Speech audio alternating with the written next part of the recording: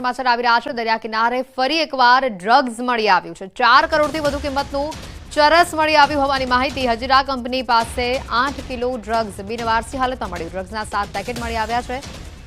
એચસારના રિક્લાઇનમેન્ટ એરિયામાં દરિયા કિનારેથી અફઘાની આ ચરસ મળી આવ્યું છે। સુરતથી મોટા સમાચાર આવી રહ્યા છે। સુરતમાં ડ્રગ્સ માફિયાઓ જાણે બેફામ બન્યા હોય તેમ એક બાદ એક કિસ્સાઓ સામે આવી રહ્યા છે। ત્યારે હજીરા કંપની પાસેથી 8 કિલો ડ્રગ્સ મળી આવ્યું છે। હાલ બિનવારસી હાલતમાં ડ્રગ્સ મળી આવી હોવાની માહિતી છે। વધુ માહિતી મેળવીશું। કીર્તેશ ફોન લાઈન ઉપર સંવાદદાતા જોડાઈ ચૂક્યા છે।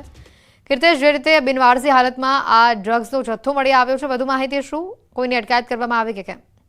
બિલકુલ, જે પ્રકારે સૌરાષ્ટ્ર બાદ દક્ષિણ ગુજરાતમાં હવે ચરસનો મોટો જથ્થો જે ડીલરો છે, ડ્રગ્સના માફિયાઓ છે, તે ઘુસાડવાનો પ્રયાસ કરતા હોય તેવું એક નેટવર્ક સતત સામે આવી રહ્યું છે। 2 દિવસ પહેલા વલસાડ અને પારડી ખાતેથી ચરસનો મોટો જથ્થો મળી આવ્યો હતો। ગઈકાલે કહી શકાય 3 કિલો એટલે કે 2 કરોડ રૂપિયાનું ડ્રગ્સ સુરતના દરિયા કિનારેથી મળી આવ્યું હતું। ત્યારે ફરી એક વખત આજે 4 કરોડ રૂપિયાનું એટલે કે 8 કિલો કરતા વધુ ચરસનો જથ્થો મળી આવ્યો છે। આ અફઘાની ચરસનો જથ્થો પણ 15 કરોડ કરતા વધુનો મળી આવ્યો હતો। ત્યારે જે રીતે એક પછી એક દરિયા કિનારે બિનવારસી રીતે ચરસનો જથ્થો મળી આવે છે, જેને લઈને કહી શકાય કે કોસ્ટગાર્ડ અને પોલીસ સાથે એટીએસની દબાણ વધતાની સાથે જ હવે જે ડ્રગ્સનો વેપાર કરતા લોકો છે તે હવે દક્ષિણ તરફ આવી રહ્યા છે। અને એ જ પ્રકારે ગઈકાલે મળી આવ્યું હતું અને આજે ફરી એક વખત ચરસનો મોટો જથ્થો એચઆર કંપનીની પાછળથી મળી આવ્યો છે। જોકે ઘટનાની જાણ થતાની સાથે જ એસઓજી પોલીસ તાત્કાલિક ઘટના સ્થળે પહોંચી છે અને હાલ આ જથ્થો ક્યાંથી આવ્યો છે, કેવી રીતે આવ્યો છે અને આ જથ્થા પાછળ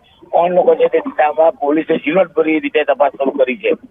આભાર કીર્તેશ માહિતી બદલ।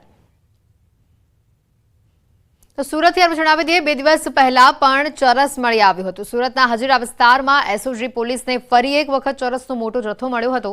ફરી એક વખત 2.5 થી 3 કિલો જેટલો અફઘાની ચરસનો જથ્થો દરિયા કિનારેથી મળી આવ્યો હતો। વલસાડ ખાતેથી પણ મળી આવ્યો હતો આવો જથ્થો। અંદાજિત 1 કરોડ રૂપિયાનો મુદ્દામાલ જપ્ત કરવામાં આવ્યો હતો। નવસારીમાંથી ફરી ડ્રગ્સ ઝડપાયું છે। સિમેન્ટની બોરીમાં ડ્રગ્સને ટ્રાન્સફર કરવામાં આવતું જલાલપુરના ઓંજલ માછીવાડમાંથી આ ડ્રગ્સ ઝડપાયું છે। દરિયા કિનારે એલસીબીએ ચેકિંગ હાથ ધર્યું। એફએસએલની ટીમ દ્વારા કયા પ્રકારનું આ ડ્રગ્સ છે તેના અંગે તપાસ કરવામાં આવી હતી। સુરત, વલસાડ બાદ નવસારીના દરિયા કિનારેથી પણ હવે ડ્રગ્સ મળતા અનેક સવાલો ઊભા થઈ રહ્યા છે। સમગ્ર મામલાને લઈને પોલીસે હાલ તપાસ શરૂ કરી છે। નવસારી, સુરત, વલસાડ તમામ જિલ્લામાંથી જે ડ્રગ્સ પકડવાનો સિલસિલો યથાવત સામે આવ્યો છે, જેને લઈને ઊંડાણપૂર્વક પોલીસ દ્વારા તપાસ કરવામાં આવી રહી છે। ક્યાંથી ડ્રગ્સ વારંવાર આવે છે તે સૌથી મોટો વિષય છે। દરિયા કિનારેથી મોટી માત્રામાં ડ્રગ્સનો જથ્થો ઝડપાઈ રહ્યો છે।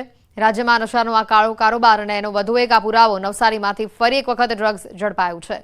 સિમેન્ટની બોરીમાંથી આ ડ્રગ્સ મળી આવ્યું છે। સિમેન્ટની બોરીમાં સિમેન્ટની જગ્યાએ ડ્રગ્સની હેરાફેરી થતી હતી અને આ ડ્રગ્સ ઝડપાતા અનેક સવાલો ઊભા થઈ રહ્યા છે। નવસારીથી આ દ્રશ્યો સામે આવી રહ્યા છે। રાજ્યમાં નશાનો કાળો કારોબાર।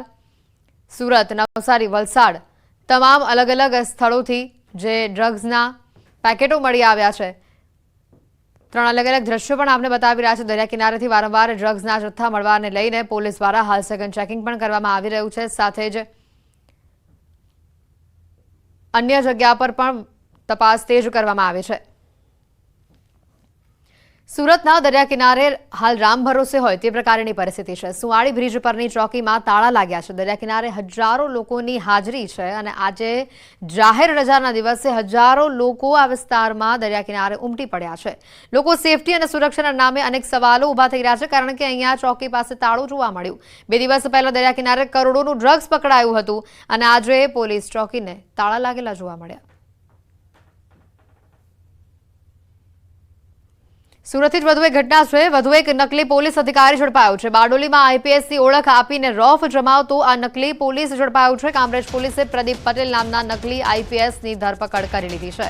હોટલમાં ભાગીદારીના નામે 23 લાખ રૂપિયા તેણે પડાવ્યા। તોરણ હોટલમાં ભાગીદારીના નામ પર 23 લાખ રૂપિયા પડાવી લીધા, જેમાંથી 11 લાખ રૂપિયા પરત ન કર્યા। ભોગ બનનાર સમીરભાઈએ કામરેજ પોલીસને જાણ કરતા આરોપીની ધરપકડ કરવામાં આવી છે। નકલી આઈપીએસ બની ફરતા પ્રદીપ પટેલે અન્ય લોકો સાથે પણ ઠગાઈ કરી હોવાની પોલીસને શંકા છે।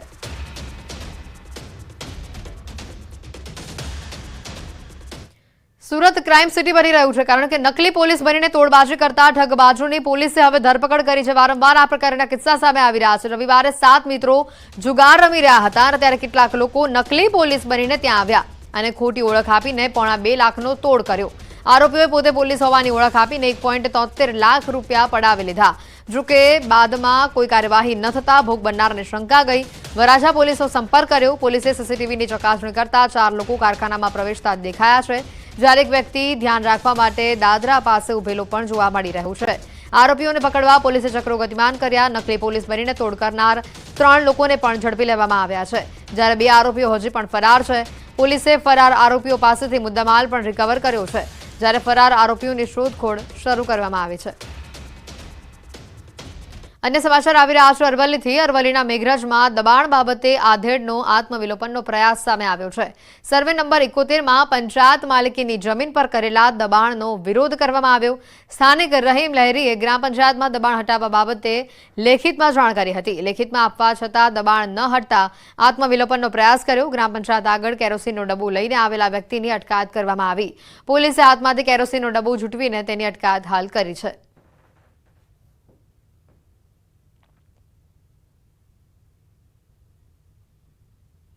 ગીર સોમનાથથી સમાચાર। જિલ્લામાં ફરી યુરિયા ખાતરની અછતની બૂમ ઉઠી છે। જિલ્લામાં મોટા પાયે વાવેતર થયું છે। પાકના સારા ઉત્પાદન માટે ખેડૂતોને ખાતરની હાલ તાતી જરૂર છે, પણ કોડીનાર તાલુકામાં છેલ્લા 1 મહિનાથી સંઘ મંડળી કે ખાતર ડેપોમાં યુરિયા ખાતર ન મળતા ખેડૂતોમાં રોષ ભભૂકી ઉઠ્યો છે।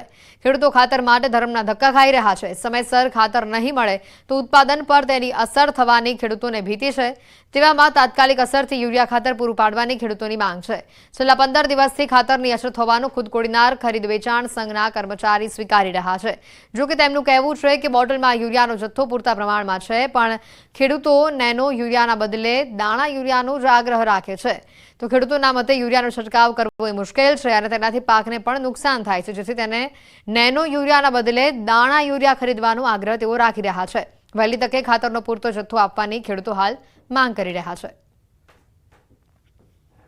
તાલુકાની અંદર ત્યાં યુરિયા ખાતર મળતું નથી।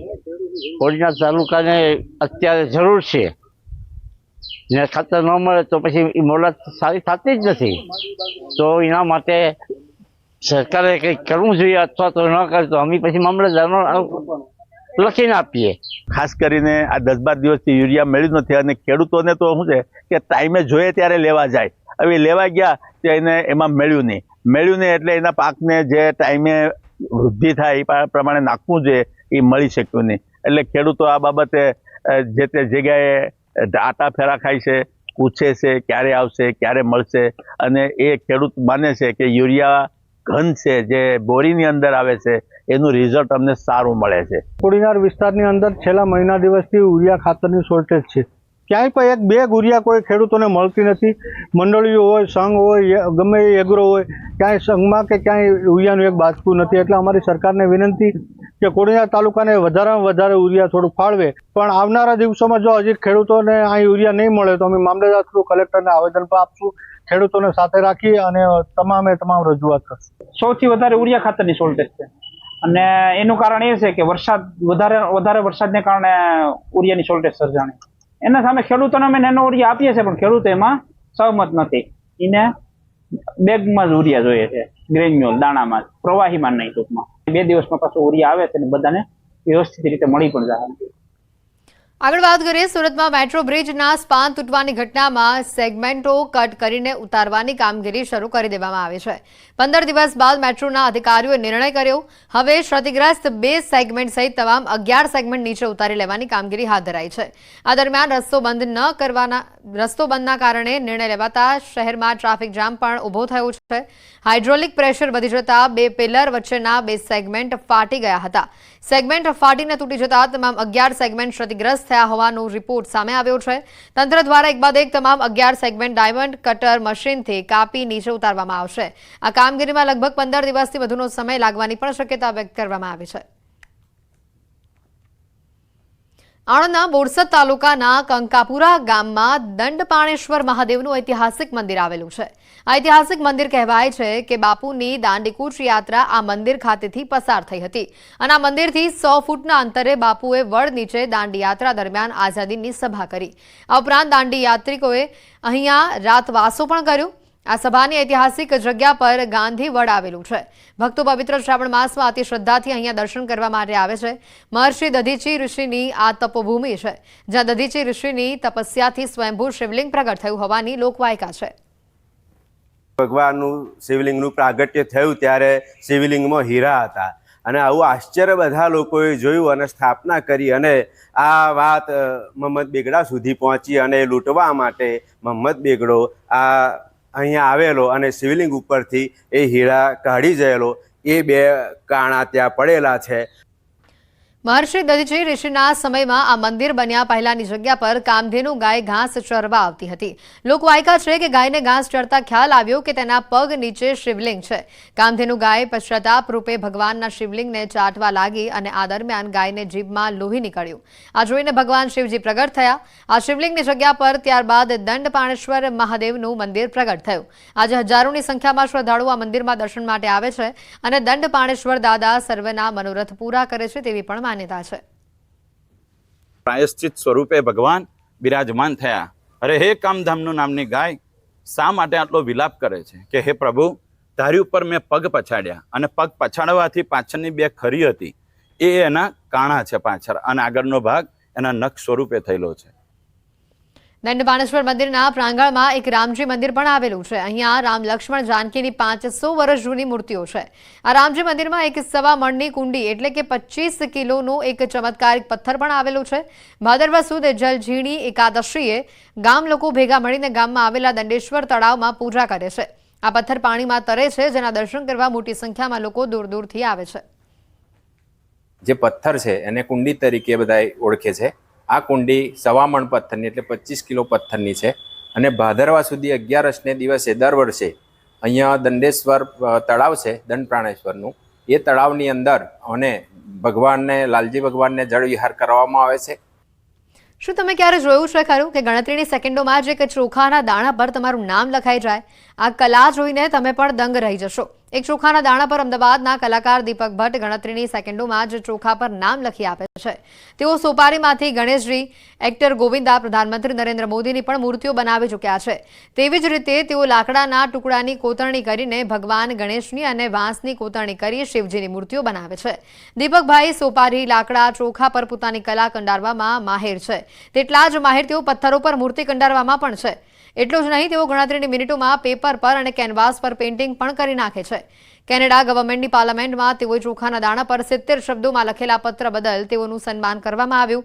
એક માથાના વાળમાંથી બીજા વાળને પૂરવવાની તેમની કલા બદલ તેઓને લિમ્કા બુક ઓફ રેકોર્ડમાં સ્થાન મળ્યું છે. આ ઉપરાંત તેઓને 70થી વધુ સન્માનપત્રો અને એવોર્ડ મળી ચૂક્યા છે. નવાઈની વાત એ છે કે દીપકભાઈએ માત્ર 10 ધોરણ સુધીનો અભ્યાસ કરેલો છે, પરંતુ તેઓને જન્મજાત મળેલી આ કલાએ તેઓને દુનિયાભરમાં ઓળખ આપી છે.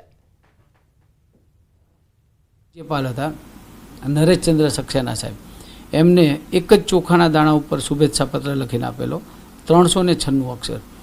જ્યારે સચિન તેંડુલકર અમદાવાદમાં વિલ્સ કપ રમવા માટે આવેલા ત્યારે તલના એક દાણા ઉપર 148 અક્ષરનો અભિનંદન પત્ર લખીને મેં આપેલો. આજકાલ ફિલ્મ અને વેબ સિરીઝ જોઈને તેની મોડસ ઓપરેન્ડરીની કોપી કરવામાં આવી રહી છે. ગુના આચરવાની આ ઘટનામાં સતત વધારો થઈ રહ્યો છે અને આવી જ ઘટના અમદાવાદથી સામે આવી છે, જ્યાં રઈસ ફિલ્મની જેમ જ બાળકો પાસે દારૂની ડિલિવરી કરાવવામાં આવતી હોવાનું એક રેકેટ ઝડપાયું છે. શહેરના પોશ ગણાતા બોડકદેવ વિસ્તારમાં બાળકો પાસે દારૂની ડિલિવરી કરાવવામાં આવતી. નાના બાળકોને મહિને 8,000 રૂપિયા પગાર અને એક બોટલ પર 200 રૂપિયા કમિશન આપીને દારૂની ડિલિવરી કરાવવામાં આવતી હતી. પીતાંબરભાઈ પરમાર નામનો એક વ્યક્તિ છે. એ વ્યક્તિ બાળકો જે હોય છે સગીર વયના, એમને મજૂરીએ રાખી અને દારૂનું વેચાણ કરતો હોય એ હકીકત મળી. એ આધારે રેડ કરતા કાયદાથી સંઘર્ષિત બાળક મળી આવેલ અને એની પાસેથી અલગ અલગ બ્રાન્ડની ટોટલ 6 બોટલ અને જ્યુપિટર ગાડી મળી આવેલ હતી. ટુ વ્હીલરમાં બાળકો પાસે છેલ્લા 2 મહિનાથી દારૂનું વેચાણ કરાવવામાં આવતું. અંકિત પિતાંબર નામનો આ શખ્સ બાળકોને ₹8,000ના પગાર ઉપર રાખતો. એટલું જ નહીં, દારૂની એક બોટલની ડિલિવરી કરે તો 100 થી લઈને 200 રૂપિયાનું કમિશન પણ આપતો. પોલીસે એક ટાબરિયા અને મોપેડમાં 6 વિદેશી દારૂ સાથે ઝડપી પાડ્યો હતો, જેથી પૂછપરછમાં આ સમગ્ર રેકેટનો પર્દાફાશ થયો. હાલ બોડકદેવ પોલીસે દારૂ આપનાર બુટલેગરની ધરપકડ કરી કાયદેસરની કાર્યવાહી હાથ ધરી છે. કાયદાથી સંઘર્ષિત બાળકને પૂછતા એણે જણાવેલું કે આ જે ગાડી છે એ અંકિત પીતાંબરભાઈ પરમારના ભાઈની છે અને અંકિત અમને આ ગાડીની અંદર ડેકીની અંદર દારૂ ભરી અને અમને આપી જાય છે અને અમારે જ્યાં અંકિત અમને કહે ત્યાં અમારે આ દારૂ વેચવાનો હોય છે અને આપવાનો હોય છે. અમને 8,000 રૂપિયાનો પગાર રાખેલો છે અને મારા સિવાય પણ અન્ય એક બાળક છે તેને પણ 8,000 પગારથી રાખેલો છે. 8,000 ઉપરાંત અંકિતના જે ગ્રાહક હોય છે એમનો કોલ આવે એટલે એ ગ્રાહકને ડિલિવરી દેવા જવાની હોય છે. આ એક ડિલિવરી 200 રૂપિયા એક્સ્ટ્રા આપવામાં આવે છે અને આ બાળક પાસે અંકિત આ કામ કરાવડાવતો હોય એમને. આગળ વાત કરીએ અમદાવાદમાં રાણીપના ઠાકોરવાસમાં ધર્મની બહેનને મદદ કરવાની સજામાં આધેડને મોત મળ્યું. અગાઉના ઝઘડાની અદાવતમાં 7 મહિના બાદ રાણીપ વિસ્તારમાં હત્યાનો બનાવ બન્યાનું સામે આવ્યું. આરોપીએ છરી લઈને ઠાકોર પરિવાર પર હુમલો કરતા એક વ્યક્તિનું મોત થયું છે અને 2 યુવકો ઇજાગ્રસ્ત થયા છે. ફરિયાદી નટવરજી ઠાકોર અને તેનો પરિવાર ઘરે હાજર હતો. આ દરમિયાન અગાઉના ઝઘડાની અદાવત રાખીને અજય ઉર્ફ સુનિલ ઠાકોર નામના આરોપી છરી લઈને તેઓના ઘરે પહોંચ્યો. ત્યારબાદ નટવરજી પર છરીથી હુમલો કર્યો. નટવરજીની બહેન અને પિતા કાંતિભાઈ તેમજ બનેવી સુનિલ ઠાકોર છુડાવવા વચ્ચે પડ્યા અને ત્યારે આરોપી ઉશ્કેરાઈ ગયો. તેણે કાંતિભાઈ પર છરીના 3 થી 4 ઘા ઝીકી દીધા, જેમાં કાંતિભાઈનું મોત થયું છે. પોલીસે આરોપી સહિત ઇજાગ્રસ્તોને સારવાર માટે ખસેડી ઘટનાની વધુ તપાસ હાથ ધરી છે. આ કામે મરણજનક કાંતિભાઈ ગંભીરજીનું વધારે પડતું બ્લડિંગ હોઈ જવાથી મૃત્યુ થયેલ છે. આ કામે આરોપીને પણ માથાના ભાગે ઈજા થયેલ હોય, જે પણ હાલ સિવિલ હોસ્પિટલ ખાતે સારવાર હેઠળ છે. સુરતના લીંબાદમાં મસ્જિદના મૌલવી અને તેના ભાઈ વિરુદ્ધ પોલીસે ફરિયાદ નોંધી 3 લોકોની ધરપકડ કરી છે. મદ્રેસામાં ઇસ્લામ ધર્મનું શિક્ષણ લેવા જતા 11 વર્ષીય બાળકને મૌલવીએ સોટીથી માર માર્યો. મદ્રેસાના મૌલવી દ્વારા બાળકના પિતાને વોઇસ નોટ મેસેજ મોકલી મારી નાખવાની ધમકી પણ આપવામાં આવી. બાળકના પિતાએ આવા આક્ષેપો કર્યા છે. તારીખ 4 ઓગસ્ટે મૌલવી સોએબ ભરૂચીએ બાળકને તમાચા અને સોટીથી પીઠ ઉપર માર માર્યો હતો. બાળકના પિતાને આ અંગે ફરિયાદ ન કરવાની ધમકી પણ આપી હતી. ત્યારે પોલીસે મૌલાના સૈયબ હાસમી મદ્રેસાના મૌલવી અબ્દુલ વાહિદ અને તેના ભાઈ સાજિદની ગુનો નોંધી ધરપકડ કરી છે.